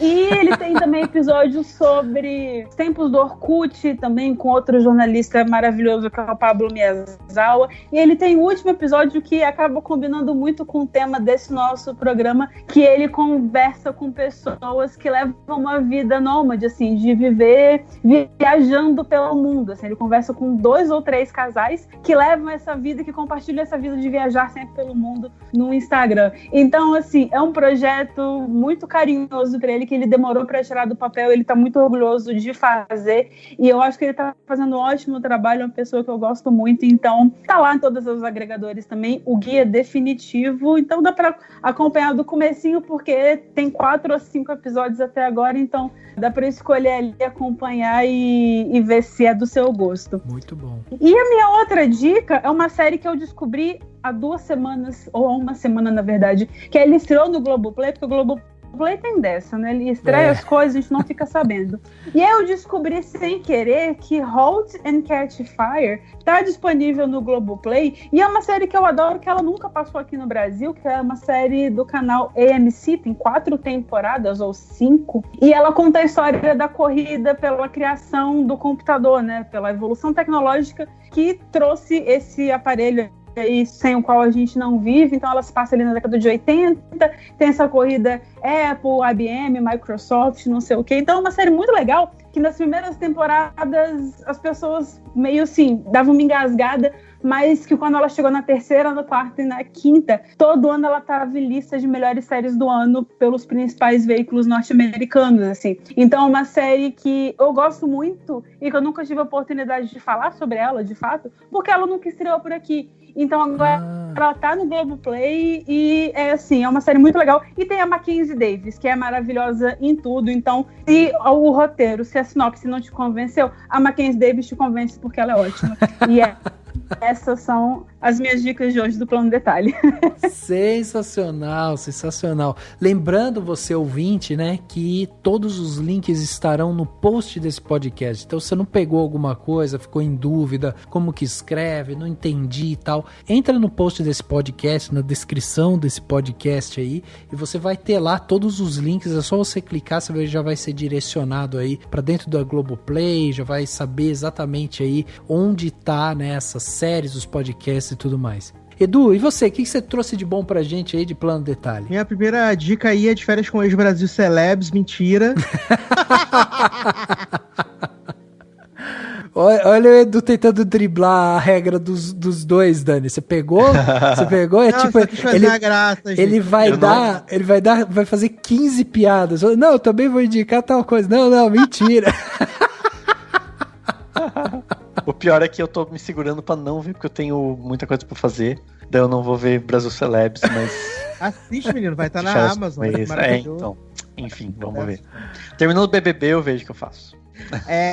Mas vamos lá então para minhas dicas sérias. A minha primeira dica de hoje é um programa nacional, né, que eu gosto muito, que principalmente nesses tempos de quarentena para mim tem sido um alívio de ver e rever 45 milhões de vezes, que é o Que História é Essa, Porchat, do nosso querido GNT, aonde toda semana o Porchat recebe 3 convidados famosos e mais pessoas da plateia, que agora não tem mais plateia, né? Mas pra contar histórias engraçadas, histórias tristes, mas no geral são realmente histórias engraçadas, de perrengue e tal. E na semana retrasada estreou a 3ª temporada, né? Então é um programa que, assim, eu gosto muito. A pessoa vai falar assim, mas Eduardo, eu não tenho TV a cabo, não tenho Globoplay, não tenho Globosat Play. Não tem problema, porque eles fizeram o podcast do programa, aonde o programa passa na televisão na terça-feira e na quarta-feira tá no podcast o programa na íntegra, assim, pra você ouvir, e é muito bom. Aí você vai falar assim, mas eu não gosto de podcast, Eduardo. Eles pegam os trechos das histórias e colocam no YouTube do GNT. E aí você pode selecionar as histórias que você quer ver. Aí, durante o período de pandemia, eles fizeram uns blocões, tipo, histórias que aconteceram no avião, histórias de bêbado. Então, assim, são uns compilados muito legais. E, com certeza, alguma história vai te fazer rachar o bico. E você tá aí ouvindo, com certeza você já ouviu alguém falar da história da Fernanda Torres totalmente drogada. Com certeza você já ouviu. Entendeu? Já apareceu no seu feed no Twitter, que eu sei. Eu falei, Edu, dessa série, não sei, não lembro agora exatamente qual foi o plano de detalhe, mas eu indiquei especificamente a história do padre Fábio de Mello. Com o tolete no bolso, maravilhoso. Aonde jogar a criança, né, meus amigos? Ai, eu chorava de rir aqui sozinho. É maravilhoso. Tem a Ivete perdendo o rabo no carnaval. Sim. É muito bom, assim. É muito bom. Mas, e assim, o Porchat é um show de carisma. Eu acho ele um dos profissionais mais talentosos que a gente tem na televisão atualmente, sabe? E é impossível você não se identificar e não rir de alguma dessas histórias. Eles são muito, muito boas mesmo. Muito bom. A minha segunda dica, né, meu segundo plano de detalhe de hoje, é de uma série que provavelmente deve chegar ao Brasil em junho junto com a HBO Max. Porque ela é uma série da HBO Max e eu assisti porque eu tenho contatos na gringa, né? Sucesso maravilhoso aí, contatos que a gente recebe os episódios toda semana. Que é Generation, né? Uma série da HBO Max, que ela tem como uma dos produtores a Lena Dunham, né? De Girls. E os outros produtores e criadores é um pai e uma filha de 19 anos. E ela vai mostrar 6 personagens, né? 6 jovens ali no finalzinho da adolescência, 17, 18 anos, num high school normal, ok? Só que eles trabalham muito essa questão da sexualidade, né? Se a gente na Euphoria a gente tem a questão da sexualidade, mas também falando muito sobre essas questões emocionais, depressão e psicológicas, a gente tem em Generation muito mais focado nessa questão das descobertas sexuais desses personagens. Não estou dizendo que é uma série que aparece putaria o tempo todo. Não me entendam mal. Mas assim, é uma série, pra mim, foi muito boa de ver. Eu me identifiquei assim e comprei esses personagens muito fácil, sabe? Me apeguei a eles. A primeira parte da temporada já acabou, né? Tem 8 episódios e eles disseram que mais pro final do ano vão estrear os outros 8 episódios que faltam. Então eu acredito que quando a HBO Max chegar aqui no Brasil em junho, deve vir com Generation, que é uma série muito legal. E no elenco a gente tem o mais famoso do elenco é o Justin Smith, né, do Detetive Pikachu. Ele tá no elenco fazendo um menino que ele é gender fluid. Então é muito legal, assim. Uma série muito, muito, muito gostosa. E eu acho que ser escrita por uma adolescente de 19 anos fez toda a diferença pra ela não ser aquela coisa meio inatingível que a gente costuma de ver por aí, sabe? Então acho que é muito legal. Então fica aí no plano detalhe Generation na HBO Max. Muito bem, sensacional, sensacional. E aí, Dan, você vai seguir aqui a batida com 2 planos detalhes ou vamos partir para 1? Como é que vai ser hoje? Vai ser 2, preciso indicar e confesso que, enfim, vocês vão ver no segundo, eu vou dar uma roubadinha aqui, mas vai ter explicação. Seguinte, eu tava maratonando os curtas de documentário, curtas-metragens estavam indicados ao Oscar, porque a maioria é fácil de achar e tal. E tem um curta muito maravilhoso chamado The Letter Room, que tá indicado, né, ao Oscar, de curta-metragem, que é com Oscar Isaac. O Oscar Isaac é um filme de menos de 30 minutos, né? Ele faz o papel de um cara que trabalha num presídio e ele é meio que realocado, ele é realocado pra trabalhar na Letter Room, que seria a sala que recebe as cartas dos presos. Enfim, que recebe a carta, ele tem que meio que ver se tem alguma mensagem zoada, se tem alguma coisa que não deveria passar por lá. Enfim, ele faz uma boa e velha censura, né, pros presos. Ele começa a se encantar com um tipo de escrita, com cartas que chegam pra um cara que tá no corredor da morte e tal. Então, assim, é tocante, tem uma questão bonita, o personagem dele tá hilário, assim, sabe? Meio aqueles tipo latino gordinho, sabe? Que mora sozinho, fica tomando cerveja, vendo bobagem na TV e fazendo o trabalho dele e tal, mas ao mesmo tempo é tocante, é bonito, é interessante assim a história, e assim, super, né, rapidinho, 20 e poucos minutos, quase menos de 30 minutos, se eu não me engano. Tá no Vimeo pra comprar, tem que pagar por ele, mas é aquela coisa, né, assim, sai caro, mas é porque em dólar tá ok o preço, né? Pra você alugar o filme e assistir. Então, se você achar caro, reclame com, sei lá, com Paulo Guedes e tal. Porque o preço tá razoável. Vale a pena, eu acho que vale a pena sim. Mas infelizmente não é tipo R$5, né? Porque $6,99, né? Enfim, tá caro. $6 faço uma compra de mês aqui em casa, Daniel. Então, daqui a pouco dá pra ir pra fazer sei lá, pagar Ninguém aluguel. vai reclamar com o Paulo Guedes, Daniel. Ele já falou que ele entra no supermercado, as pessoas só elogiam ele. Claro, elogiam não, agradecem. Agradecem aí. Na verdade elas são irônicas, né? Obrigado, entendeu ironia. Mas enfim, o segundo é um outro curta, e aí eu vou indicar, vai vir 2 links, então vai ser duas em uma, mas é uma dica só. Por quê? É um curta-metragem que também está indicado, chamado Feeling Through, que é conta a história super bonita também, de um cara que tá na rua com os amigos e tal, e ele acaba se vendo obrigado, ou não se vendo obrigado, mas acaba querendo ajudar um outro cara que ele encontra, que é cego e surdo. E esse cara que é cego e surdo precisa, enfim, pegar um ônibus e tal. E eles acabam criando uma amizade improvável e tudo mais. O curta é muito legal, muito interessante, tá no YouTube. Só que também é muito, muito, muito interessante acompanhar logo em seguida um documentário que o canal do curta fez sobre a produção desse curta. Porque eles fizeram com um ator realmente cego e surdo, com base na experiência do diretor que presenciou essa situação, viveu essa situação de ajudar uma pessoa cega e surda. E o filme retrata disso, mostra até a busca dele, mostra ele encontrando o cara de verdade, né? Porque o ator é o outro, né?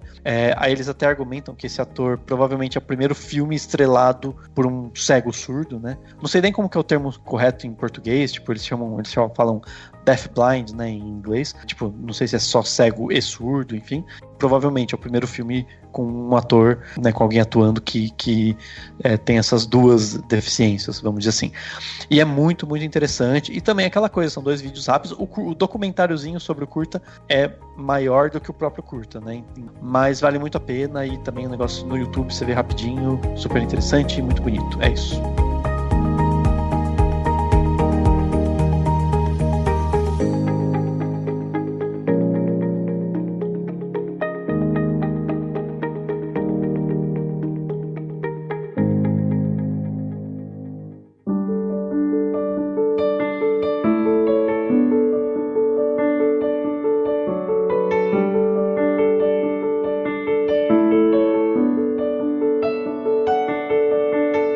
Chegando aqui no final desse podcast Cinemação 408, batemos esse papo sensacional aqui sobre Nomadland, né? Falamos aqui tudo sobre esse filme, um dos favoritos aí, né? Segundo nossos especialistas aqui, é o favorito a ganhar. Então, cobre-nos depois, hein, pessoal?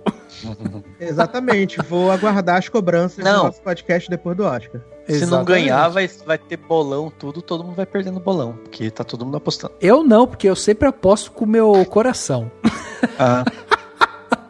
Aí eu sempre aposto no errado, então... Que papinho, Rafael Arinelli. Que papinho. Ele vai apostar em Mank. É um dos filmes mais chatos já feitos na história do cinema. Eu sempre aposto no errado, então não vai por mim, não. Na verdade, quem vai ganhar vai ser La La Land. Vamos desenterrar, agora vai. Né? Agora vai. Queria agradecer aqui a presença da Liza, que veio aqui pela primeira vez trocar essa ideia com a gente. Liza, muito obrigado pelo seu tempo aqui doado pra gente, pra conversar, trocar essa ideia. Adoramos ter você aqui com a gente. E eu queria também que você deixasse, né, o convite para quem quiser ir te ouvir lá no Achados e Perdidos, e também deixasse suas redes sociais, todos os meios de contato possíveis aí pra galera acompanhar, né, seu trabalho. Meus queridos, eu que agradeço pelo convite, adorei bater esse papo, super construtivo, aprendi várias coisas aqui, então foi muito construtivo, gostei muito, muito obrigada pelo convite. E, bom, vocês podem me ouvir lá no Achados e Perdidos, qualquer agregador de podcast você encontra, e nas minhas redes sociais, @LizaZanetti, você encontra também os links para os meus outros conteúdos, porque eu escrevo de vez em quando pro Cinepop, pro UOL, escrevi algumas coisas também pro Globo, então nas minhas redes você sempre encontra. Eu me senti assim... Pro Globo, né, amor? realizada. Foi assim, o momento que eu falei, agora finalmente minha mãe vai entender por que eu fiz jornalismo, por que eu faço da vida. Enfim, tenho também uma newsletter que eu falo sobre a guerra do streaming, então o nome dela é literalmente Guerra do Streaming. Então é só chegar lá no meu Twitter que você encontra todos os links, @LaisaZanetti. E é isso. Valeu e até a próxima. Nossa, adoramos. Muito obrigado novamente. Eduzinho, obrigado também pela sua presença aqui com a gente mais uma vez. Sempre incrível, sempre com seus comentários maravilhosos aqui. E a gente adora ter você aqui. Então, muito obrigado. E, de novo, Edu, convida aí a galera, passa suas redes sociais também. A gente tem que fazer esse trânsito aqui de ouvintes. Gente, eu não vou nem falar mais não, porque vocês sabem que me chamou, eu venho. Tô igual a Inês Brasil, me chama que eu vou. Tô igual a Inês Brasil, quero nadar nessa piscina. Mas se você quer, né, dar umas risadas aí no seu domingo, aí, né, já ouviu o Cinemação na sexta-feira quando saiu, quer dar umas risadas domingo, né, em algum momento do domingo vai brotar no seu feed lá o logado, né, o logadinho, aí você pode procurar nas redes, lembrando que o logado tem 2 Gs, tá? É logado com 2 Gs, é chique. E aí a gente vai estar falando as maiores atrocidades e abobrinhas da internet, né? Não é um programa com conteúdo, pautas sérias, igual tá aqui, né? A gente tá falando da Barona do Arthur, né? Tentando, né, recondicionar os itinerários das jornadas até agora. Mas a gente tá sempre falando das atualidades aí, das novidades. Nem o programa dessa semana, se você estiver ouvindo aqui o Cinemação na sexta-feira, na semana a gente falou sobre a grande série. A grande série bombada da Netflix, Quem Matou Sarah, e não foi o Bolsonaro, né? Então, assim... Mas foi a Juliette? Também não, menino. Também não. Prepare-se, vou falar aí dessa série bombando, que tá bombando muito aí nos streams e tudo, Quem Matou Sarah. Então, vai ser, ó... sucesso demais. Show de bola. Se vocês se interessarem em seguir nas minhas redes, é edu_Sasser, né? Tá aqui, se ele clica aqui no link e vai pra lá. Mas, assim, geralmente eu falo da novela, xingo o Big Brother. Agora eu tô dando as notinhas pros filmes também que eu vejo lá. Fiz uma thread, que eu vou botando os posterzinhos lá e as notinhas. As pessoas falam assim, menino, você deu nota 4 pra Godzilla, e agora? Como será da minha vida? Falar, anjo... Aí você assiste e diz qual é a sua nota, né? Não se baseia na minha, né? Eu não tô aqui pra guiar ninguém pra nada. Isso aqui é meu Twitter. Exato, mas é engraçado que na primeira coisa da thread, né? E também tem no Facebook, tem assim, esse aqui é um espaço pessoal intransferível, onde eu dou a nota de acordo com o meu gosto, não com as suas expectativas, né? Se não gostou, sempre tem o post adiante na sua TL. Hashtag paz nos estádios. Exatamente. Exatamente, porque muito sou desobrigado. Muito bom. Gente, cada um gosta do que quiser, cada um é o que quiser, cada um vê o que quiser. Meu amigo tava assistindo agora há pouco As Perfeccionistas das Pirulirolais. Eu vou julgar ele? Eu não vou julgar ele. Ele precisa de um abraço, precisa de acolhimento. Entendeu? É isso aí, é isso aí. É isso, e vou te dar uma dica, Edu, para os próximos podcasts aí, que tiver assunto BBB e tal, fica o convite para quando você quiser convidar nosso maior especialista em BBB aqui do Cinemação, que é Daniel Cury, fica aí a dica. Hashtag Team João, mas tudo bem. Eu amo.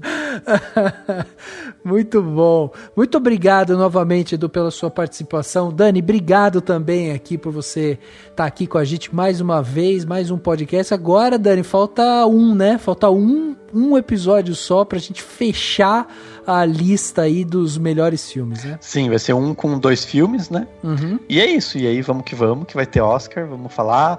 Divulguem para as pessoas, né? Os filmes do Oscar, o pessoal precisa dar uma sacudida, falar, gente, ouve o podcast aí, vê o filme, né? As pessoas ficaram perdidas, porque eu vou falar um negócio pra vocês. Eu sou a pessoa que acompanha esse negócio aí das premiações, tudo.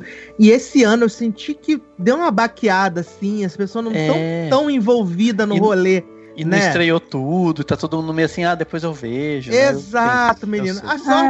A sorte é que a gente tem bons contatos e recebe os screeners, entendeu? Uhum. Essa é a nossa sorte, a gente tem bons contatos. Eu acho que cada ano que passa as pessoas vão se interessando menos, assim, pelos filmes do Oscar, o que é uma pena, porque rendem debates legais, mas eles são tão distantes do público, tão distantes da realidade das pessoas, então... Assim, os filmes da Netflix que estão indicados, as pessoas nem sabem. Então vai ficando cada vez mais difícil as pessoas chegarem mesmo, assim. Mas a gente tá aqui cumprindo nossa tarefa, né? De tentar fazer esse debate se espalhar. Exatamente. Sim, sim. E faz parte, e é isso.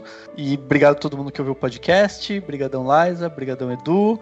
E se eu fosse chique, eu ia terminar com um poema do Shakespeare, mas não precisa porque tem no Nomadland. Eu achei que você falava, eu ia terminar aqui com um poema, porque eu leio sempre Shakespeare às 2 horas para acalmar a mente. Deveria, né? Com esse Brasil do jeito que tá, um Shakespeare deve ajudar. Eu começo o programa com Chitãozinho, Chororó, Daniel termina com Shakespeare. Esse é o Brasil. Pois é. Muito bom. O podcast Cinemação 408 fica por aqui e a gente se vê no próximo.